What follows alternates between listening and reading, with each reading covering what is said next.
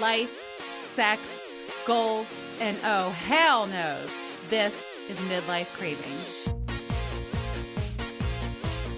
Hey Cravers, the last 2 weeks have been nothing short of action-packed to the max.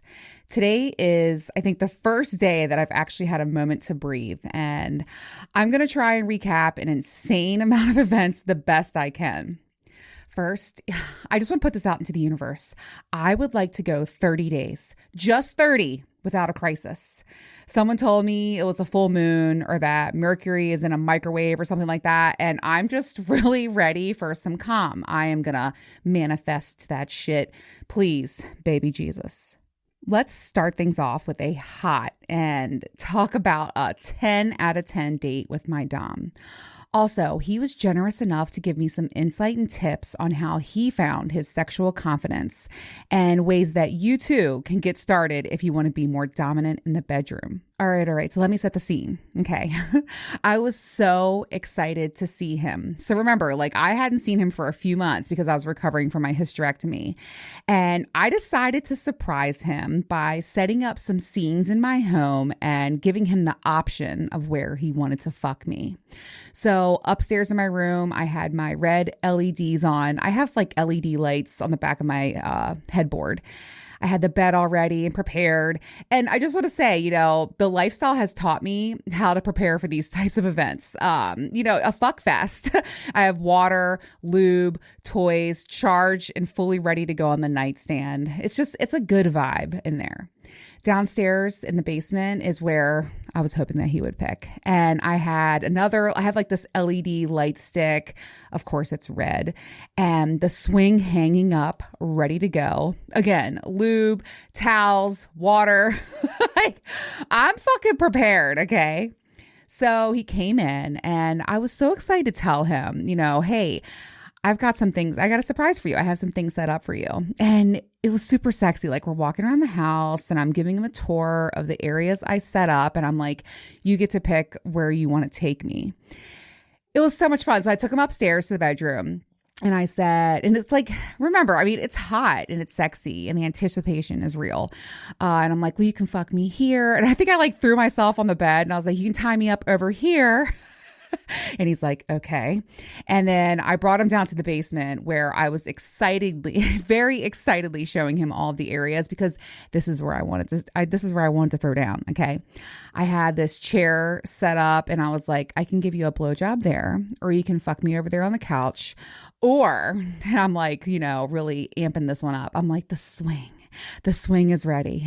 He's like, it's so cute because he's looking at me. He's letting me talk. He can tell I'm so excited.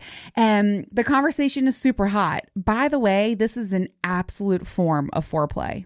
Again, like I said, I was hoping he would choose the basement and the swing. And he looked at me and said, I'm going to fuck you in every area. And that is what we did. So remember, this was only my second time fucking since my hysterectomy. And the first time I was still sore. So I was very nervous and I had a conversation with him and he was fully aware of that. I've been using toys and having lots of self-play, but in my last, play session, doggy style hurt too much. I feel like I just wasn't there. I felt like my pussy didn't belong to me, if that makes sense. Okay. So we started on the chair and the floor with lots of foreplay, mostly for me because he's such a giver. And I was massively relieved when he finally pushed deep inside of me and it felt completely normal. My pussy feels like mine again. Okay. And I actually had my first orgasm right there on the floor. That was just the appetizer. All right. So then we got in the swing. The swing. God, I love that thing. If you don't have one, I beg you to add it to your to-do list, to buy list. The link is on my website, midlifecraving.com. And I want to say one of the hottest things about it is, with every partner, different heights or whatever, you have to get everything lined up. Okay. So I like to do that when I'm fully dressed, but we weren't. But whatever, it doesn't matter. It's still super fucking hot because he's standing up and you're, switching all the straps and making sure things line up. So it's kind of like dry humping a little bit, and you're playing and you're laughing and you're giggling, and it's just super fucking hot. Like, the sex swing could absolutely just be the one spot where you fuck, and it combines everything: foreplay, deep penetration, lots of fucking, and an incredible finish. You know what? I'm going to give you 5 reasons why it is my favorite place to fuck. Like I said, it is incredibly deep penetration. So your butt is on like this butt strap, right? And so like holds most of your weight. And then you have a back strap that kind of goes under your arms, that kind of gets you in that seated position. And then there's stirrups for each foot. Now remember, I'm naked, he's naked, and he's like placing my feet in the straps, and I'm swinging around and my legs are spread super far apart, and then he brings them together, and then he's like, do you want your feet in the stirrups or do you want your knees in the stirrups? I prefer my feet because I feel like I can get my legs wider and a deeper penetration. It is probably... I'm a penetration girl. I love deep penetration, and the swing is where it's at. Okay, so number 1, incredibly deep penetration. Also, number 2, the intimacy of it is so legit. You're really close, right? Like, they're fucking you. You're literally his cock and your pussy are just like slamming into each other. Not in that way, but it's like a very, I don't know. It's just, everything is just like this like fluid motion that it just feels so fucking good. And not only that, you're super close. So there's lots of eye contact. You can kiss. I feel like there's just a lot of closeness, and the intimacy is legit. So that's another reason. All right. Number 3, it requires low effort for maximum movement. That includes both partners. I don't know what it's like to fuck a girl on a swing, but I've talked to my partners and they're like, it was super easy. I'm just standing there, I'm barely moving. And for me, I'm weightless, right? So I'm like enjoying every second of it. I don't have to move. It keeps me in the right position, and I'm getting fucked hard. So I love how it's low effort for maximum movement and penetration. Okay. Now that I'm starting to think about it, I'm like, oh my God, I want to get in that thing right now. Okay. Number 4, it makes me feel so submissive. And that's like who I am, right? I almost feel like I'm a toy. I'm his toy, and he can fuck me or turn me and move me. Cause I'm in the straps and use me just the way he wants. The theory of like a free use toy with him, that is definitely a role that I play. And I love that. So last, but definitely not least, what I love about fucking in that swing, number 5, is the views. Okay. Remember, it's a lot going on. And one of my favorite things is I can look down and see him thrusting in and out of me. I love that view. And I remember like this cute little moment where I looked at him and I was like, you like that view, don't you? And he was like, mm-hmm. And I was like, take a mental picture, take that mental photo. And he was like, it was really cute and a lot of fun. I love that fucking swing. Just go get one. Okay, back to the sexcapade. So fucked on the swing for a long time, had so much fun together. And then we moved over to the couch and I was like, I want you to fuck me from behind. I'm ready to try doggy again. I was nervous, but it was perfectly normal. And I was so relieved. Like I was in my head about that. Okay. Like the first time I had doggy style since my hysterectomy, it did not feel great. If I'm being honest, it wasn't painful, but it did not feel right. And you get in your head about that shit, right? But I think my body just really needed to fully heal. And it was absolutely amazing. He finished with my mouth. I think that's actually his favorite. And then we laid there spent and completely satisfied. I'm leaving out some details, but not everything is made to be shared. Our second round was in the bedroom, so we knocked out all the spaces. And like I said, I've shared enough details, but it was a lot of fun. And I do want to say that we used Xoxo, and I love that little bullet vibrator. I haven't used it with a partner before, and I really, really loved it, especially when you're getting fucked from behind. It's really easy to hold. And I highly recommend Xoxo for beginners and couple play because although she is small, she packs a hell of a punch. She's also extremely easy to use. And oh my God, by far the quietest toy I've ever owned. You can get Coco on tracysdog.com and use code CRAVERS20 to get 20% off. By the way, Tracy's Dog is having their anniversary sale and Coco's on sale. So go get her and use code CRAVERS20 for an extra 20% off. So like I said, he allowed me to take some notes on what he suggests if you want to be more dominant in the bedroom. I feel like I get that a lot. People say, how do I get confidence? How do I become more dominant? I want to dabble into that world. So the first thing that he told me was that the first person that he has to dominate is himself. That to him, self-discipline equals freedom. And I should note, this man is a master in self-discipline. He's a machine, okay? Like I jokingly told him, I was like, you were made and built to fuck. He is extremely disciplined with his work, diet, physique, and in turn, that fuels his confidence, not cockiness, confidence. I've often said too, that is my number one turn on in the bedroom. And I want to be sure to make that distinction.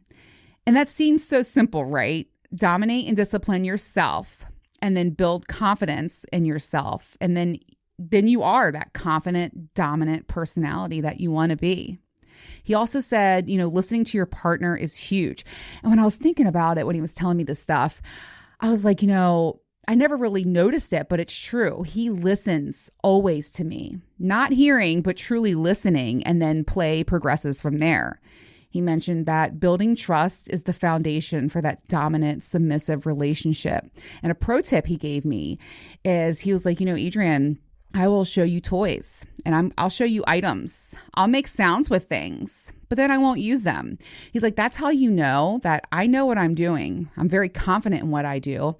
And I'll decide when I, want to do those things. Like sometimes he'll like take a flogger and slap it across the bed and he'll be like, did you like the sound of that? And I'm like thinking, oh my God, are you going to do that in my ass? And then he goes and puts it away. And I'm like, well, where are you going? But I saw now that he told me, I'm like, oh, like what you were doing is saying, like, I know you have the ability to do these things, but in time, you'll get to them. You know what I mean? So it's more like, I love that control back and forth. You know what I mean? I'm losing track because I'm thinking about it. It's so hot when he does that because he's naked and he's so sexy. But anyway. So he captivates and intrigues me, builds trust, and lets me know that it's all about me, not him. So I thought that was really smart.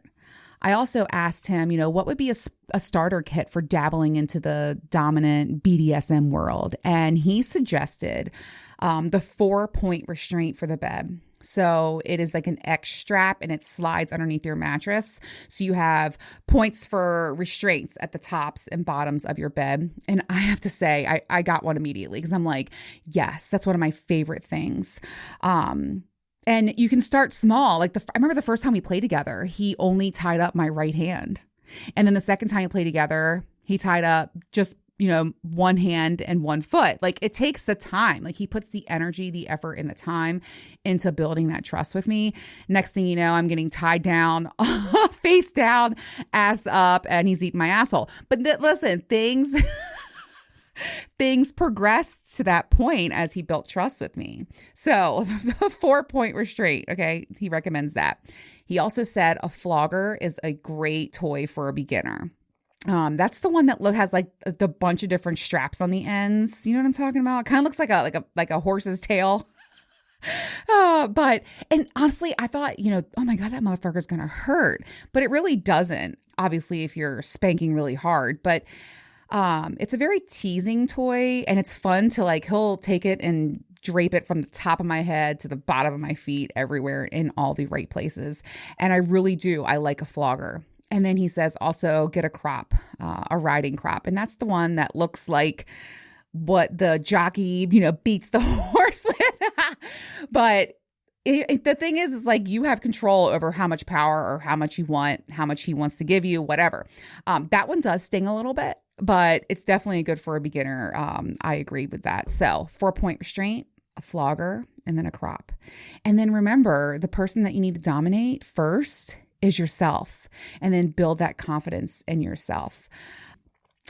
It's funny, when I first met him, I was so intimidated by him. I remember Baywatch and I'll never forget the first time I saw him. Baywatch and I walked into the party and he was standing in the corner. And I remember Baywatch was like, oh my God, look at that guy. He's a big presence, and you could tell like he exudes confidence, and you're like, whoa, like I'm sweating and I'm like, oh my God, he's looking over here. But that's a good thing, right? And what I love about him too is that I just immediately felt trust. And he does that by slowly and gradually giving me experiences with different things. And so those are all your tips, all your tricks. And if you're listening, thank you so much for sharing that with me. And I had a fabulous time with you as usual. Can't wait to see you again. Oh my God, I forgot. I have I have the funniest fucking story to tell you too. Okay, so our date was on a Wednesday night, and God, he fucked me so hard and so good that the next day I completely thought it was Friday. I even posted over on Instagram a selfie, and I captioned it, "Freshly fucked Friday." Like hours went by. I hopped back on and I was stunned after getting a bunch of DMs, and everybody was like, it's Thursday. That man fucked a day out of me. He fucked me into the future. Okay. If you're not getting fucked like that, what are you even doing? Oh my God. It was so funny. Like, that's never happened before. I really thought it was Friday. I swear to God. Oh God. And with that, my 2 weeks of vacations began. So I told you I was going to Virginia Beach, and then I was going to Florida with my brother in the RV. So the first week was in Virginia Beach, and it was such a great week. Just me and my girl. I had a fabulous 42nd birthday. I can't believe I'm 42. What the fuck? I posted this picture of me at the beach, and I was like, I don't know about you, but I ain't feeling 42. And I'm really not. Like, 42, where did that come from? But I enjoyed all of my favorite meals, went to my favorite park and worked out every day. The weather was perfect, and it was a fantastic week. But, you know, shit happens. So the first thing was I was at a red light, and I'm learning the area still, and I don't like to use my phone because I'm like, you know what, I'm just going to figure it out. So like I'll hop back on 264 and I'll get myself out of this, whatever. So I'm really trying to learn the area. So I'm at this red light, and they're doing construction all over this fucking road. And I don't know what happened. I rolled into the back of a fucking Corvette. It was a red Corvette and had a black top. So I'm sitting high in my Tahoe, and I didn't fucking see him. So I'm like, oh my God. Like, I'm like, fuck. Like, I haven't been in a car accident in a long time. I'm freaking out. I'm like, are you fucking kidding me? Like, this can't be real. Like, I just rear-ended a fucking Corvette. So the guy gets out, and I'm like, oh my God. And he's like, mind you, it's 11 o'clock in the morning. He's like, you're good. And I can tell, like, he's kind of out of it. And I'm like, what? He's like, yeah, don't worry about it. We're good. And he like gets back in his car, and I'm like, we're good. What do you mean we're good? And I can see his bumper definitely has some damage, and he just takes off. So I'm like, what the fuck was that? Like, and then it hit me. I was like, oh my God, he seemed like he was drunk or high. I'm not sure which, but I cannot believe. Oh my God. I was just like, you know what? Sounds good. I hung a right and got the fuck out of there. And I was thinking, wow, like I got so fucking lucky. So, oh my God. Then on the last day, it's 6 a.m. I'm packing up my car, car's full to the brim with beach shit, luggage, all that. And it doesn't start.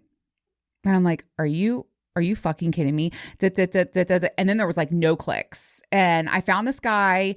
He was so sweet with him and his girlfriend. And he tried to jump me. We let it sit for a little while to see if it's a battery thing, like, right, it will charge back up. Never did. So I called roadside assistance. They're like, oh, we're going to be 2 hours. Cause I'm at the bottom of the boardwalk. I'm like, mother dick. And I'm sitting there, and my daughter's like, is he mad at us? Like, is Marcus mad at us? Like, my truck? I'm like, I don't know. I'm like, are you fucking kidding me? And remember, you guys, I have 24 hours to get my ass home, reset, and then catch that RV at 7 a.m. the next morning to make it to Florida. So panic is setting in. So 2 fucking hours I sat down there, and then I don't know what possessed me to do it. I went over there, turned the key, turned on. I was like, oh my fucking God. I was like, get in, put that bitch in drive, and I hauled ass home. I called 5 different shops. Everyone's like, oh, we don't have room today. Oh, can't take an appointment. I finally found the shop. They were like, yeah, come on in. I drove straight to the shop. Mind you, my daughter like has to pee and I'm like, the car's running. This guy's like, your car's on. I'm like, yeah, I know. If someone takes it, they're not going to get far once they turn it off. Okay. Like it's just not worth it. So we go to the shop, sit there for 4 hours. They're like, you need a new battery, a new starter, whatever. Okay, fine. Fix it. You know, I'm looking at 6:30 now. I'm like, okay, we're going to be able to get home. And there's laundry in Florida. So I was like, you know what, we'll just take the same suitcases. Fuck it. Like we have clothes on our back. We'll be fine. We'll be fine. We go back. I start like getting things together and start like replenishing the pool bag, all that shit. And my daughter's like, I really want Chinese food. I said, you know what? Splurge. Let's go. So we go, we get in, car fucking breaks down again. Mind you, my ass has been in the shop for 4 hours that day. It's pushing there's no other shops open. I'm like, oh my fucking God. But this time at least like shit lit up and it told me, and it was like low engine oil. I'm like, what? I don't know. I still don't know if it was something at the shop, but like how the fuck is my engine out of oil? So I got to an AutoZone. I bought 5 liters of oil. I'm like, I went in there like a fucking wrecking ball. It's like 7:30 now. My kid's starving. I'm starving. It's been a long fucking day. And I dumped 5 liters of oil in my engine and just went home. And I was like, you know what? I text my family. I was like, listen, if my car doesn't turn on tomorrow, it's not meant to be. But I got my ass up. I went to that RV. You know, he started up, parked it. I slid some paper underneath the fucking thing. And I was like, Godspeed. Oh my God, like I'm thinking about this and I'm like, wow, that was really wild. But we made it and we got in this RV and it was my brother went all out for us and it was a really nice time. And that was my first time ever driving to Florida. It was cool, but I think I'm more of a flyer. Even in like the luxury van that I was in, I was, you know, laid back in the recliner. There was beds, you know, it was very comfortable, but it's just a long day, you know? And so we got to Florida. The place we were staying was absolutely fantastic. It was the Omni there. It was beautiful. Perfect weather. The pool was amazing. The beach was awesome. And it was just a really, really, really good time. I have a story to share, of course, too. And this was the first time for me. Okay. So this beach trip was, you know, family, lots of kids, you know, family shit, all the above. And it was a great time. But, you know, there's very little alone time, if you know what I'm saying. And there was one afternoon where my mom was like, oh, I'll take the kids, whatever. And I said, you know what? I'm going to go down to the beach. And by the way, there's no one there. Like this beach was completely empty. We were on Amelia Island. There was no one there. And I said, I'm going to go down there and have like a little personal happy hour. And that's what I did. So I loaded up a cooler, one umbrella, one beach chair, which if you've gone to the beach with your family, you know, like it's rare when you just get to carry one, you know, you're the only one carrying shit. It's all your shit. Then you get to carry it back. So it was very easy. So I'm sitting there and I'm blasting music, having a good time. And I'm like, oh, what would make this better? And I thought, you know what? I'm going to rub one out right now. Like I'm going to hang out with Angela. And I haven't done that in forever. Like, you know me, I'm the toy girl. And I thought, you know what? This is easy. Just like slip it over. And that's what I did. I kept like looking around, looking behind me.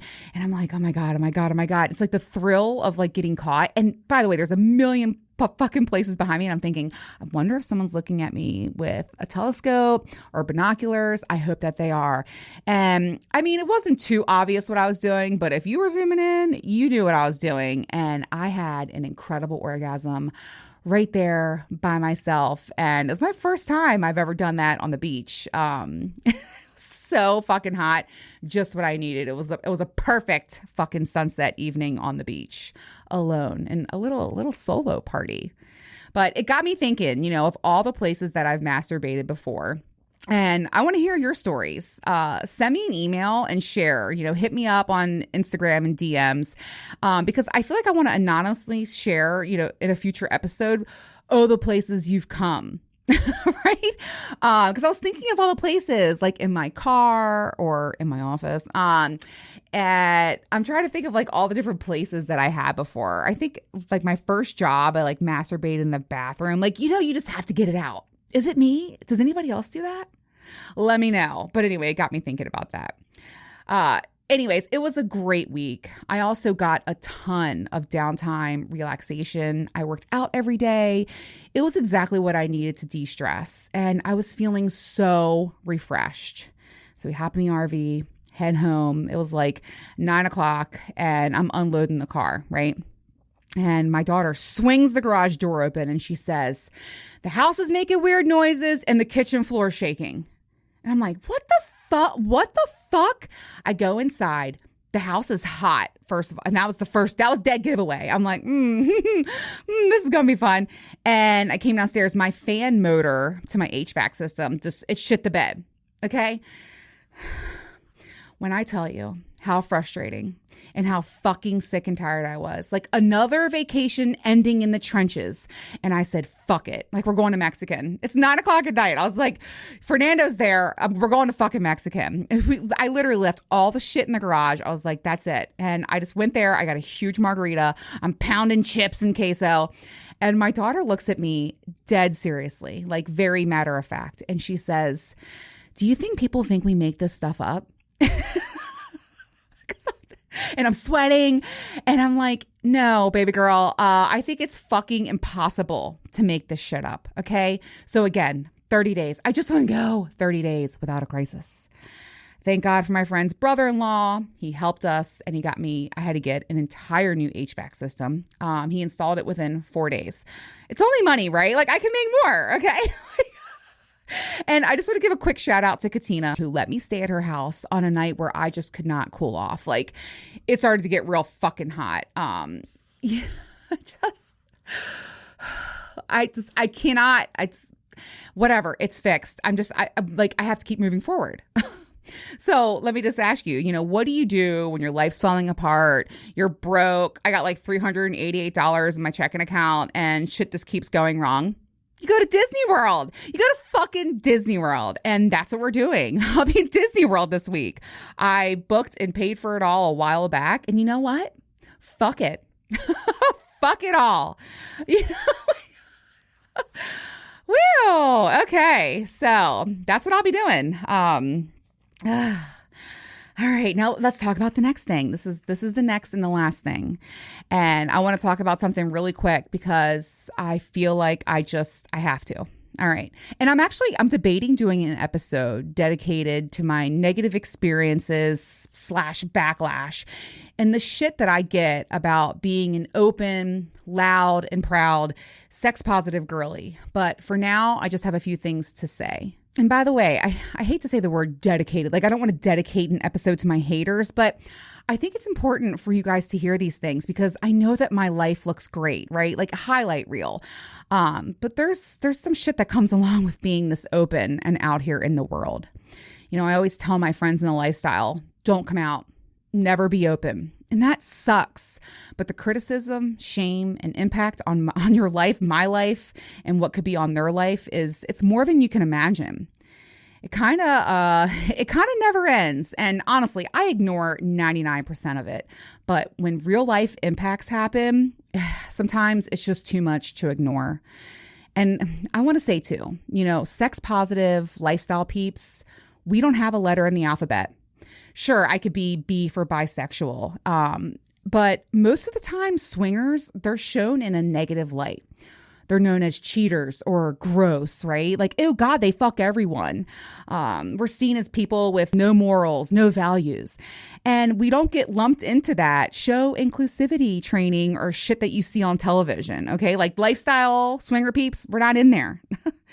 And what's so funny to me is my last entire 2 years in the lifestyle, I have never seen anything but the utmost respect, care, kindness, acceptance, and massive ethical behavior.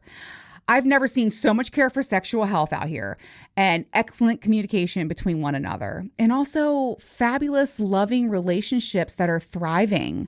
I tell my friends in the lifestyle all the time, like all the couples, I'm like, I love your love. And I have zero regret being open. And I'm not a person that can be reserved or in the closet, right? Like, it's not in my nature, but it's not easy walking the path that I do.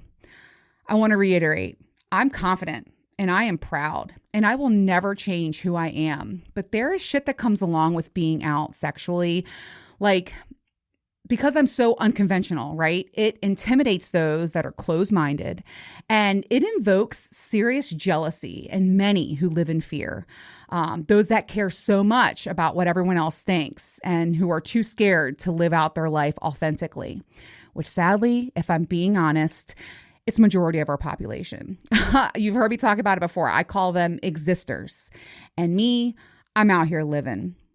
You know, there's a reason why the number one regret a person has on their deathbed is, I wish I had the courage to live a life true to myself, not the life others expected of me. And listen, I know there's a ton of people who live like I do and who fully support me. You know, you listening are one of them. And I thank you so much for embracing and loving and accepting me.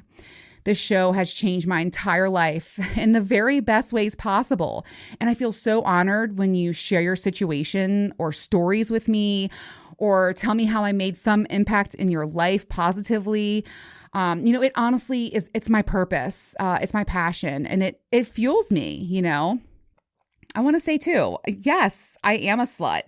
A very proud one, in fact, but I am ethical and I demand, yes, demand is such a strong word, but I demand respect and I give the utmost to those in my life. Friendly reminder, this show is a quarter of my life, a highlight reel, like I said, most times, and a small fraction of who I really am. I'm a mother, a daughter, a sister, a best friend, and I work really fucking hard in all that I do, and my priorities are absolutely straight.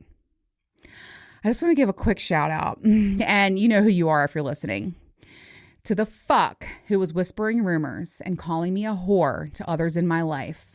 I just want to tell you, instead, you should call me a bitch, because there's a distinct difference here. A whore gives it to everyone, and a bitch gives it to everyone but you, and that's why you're mad, period. All right, back at it. And listen, I know we all can't be out here like me, and of course, not everyone would even want to, but I just want to say that if you are like me and you feel alone, it's so easy to feel alone when you're not vanilla, I know. I am here, and you've got a friend in me. Actually, you know what? That's what I want to be. I want to be your sex positive bestie. I get DMs that start all the time with, I can't tell anyone this, and only you would understand. Or I wish I had a friend like you to talk about this with. So let's make it official. We're besties, and you can DM me on Instagram at midlifecraving or email me midlifecraving@gmail.com. You've got a friend in me. It's funny. I'm sitting here. I'm recording right now on the Toy Story side of my studio, and I'm thinking of like the Toy Story, all the like relations here that I have with that movie. By the way, the Toy Stories show, are you guys listening to it? Did you know that episodes are dropping every Thursday? It's been a lot of fun, and we're really growing. I share user toy stories, how I like to use toys, pro tips with them like PCAT and Rosie, and other sex positive topics like sexual experiences that changed me, or my sexual health journey and embracing my sexual health. It's a lot of fun. So catch it anywhere you listen to podcasts, and it's Toy Stories, STORIEZZ. Okay. I hope to hear from those of you out there who need a sex positive best friend. And don't forget to go to my website, midlifecraving.com. If you want a link to my swing, get the fucking swing. Oh, and Coco, the vibrator. She's the best on tracysdog.com. And don't forget to use Cravers20 for 20% off. It's been a lot of talk today, a lot going on here. Let's talk about the next 2 weeks. So up next in 2 weeks, I have a fun episode regarding dating, love, and letting go with my good friend, Coach Reg. You guys are going to love him. And he's starting his own podcast show. I've kind of been helping him with that, and I love that. I also have some great guests coming up, including Reed, the pioneer of the Slut Protocols. I connected with him. I'm so fucking excited. It's going to be a great episode. again, I just want to say, I know I had a lot of heavy talk at the end, and I can't thank you enough for your love and your support, acceptance of me, and just everything over the last, God, almost 3 years now, which is just insane. So I hope to hear from you guys, and I'm going to go catch this plane. What adventures am I going to have, and what the fuck am I going to return home to? We shall see.